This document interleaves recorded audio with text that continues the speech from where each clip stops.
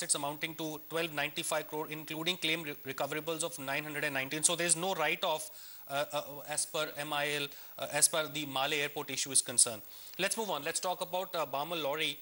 The management is with us to talk about the numbers and the new initiatives that they are planning. We have Viren Sinha, Chairman and MD at Barmer Lorry, joining us from Kolkata. Viren, thank you so much for joining us. Can you run us through the performance? We saw quite strong growth on the PAT front at about 51 crore. Where did the contribution come from? The contribution came primarily from the logistics sector, where the performance has been excellent, and also from the travel and tours segment, where the growth has been there both in the top line and the bottom line. Okay. Yeah. Okay. Can you talk about the margin performance as well as shed some light on the 1 lakh steel barrel manufacturing unit? When is it likely to get commissioned? The 1 lakh steel barrel capacity, which is monthly capacity that we are setting up in Navi Mumbai at Taloja, work has already started, and we anticipate to start commercial production in the quarter January to March 14. This is one of the state-of-art plants, one of the probably the most advanced plants in the whole of South Asia, and we are it's one of our largest investments in a single project up till now.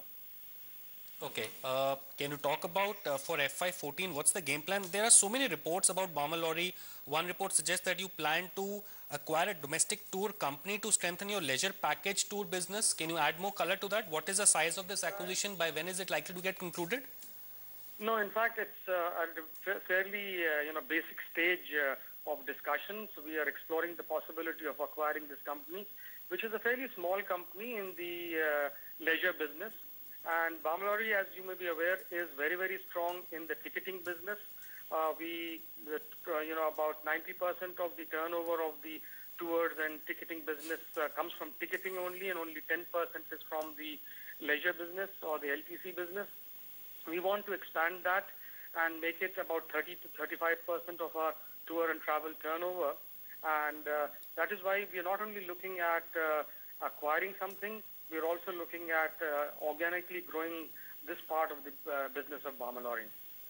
We have already developed some tour packages, which we are now marketing both in the domestic front and on the outside the country, primarily focusing on Southeast Asia and the Middle East.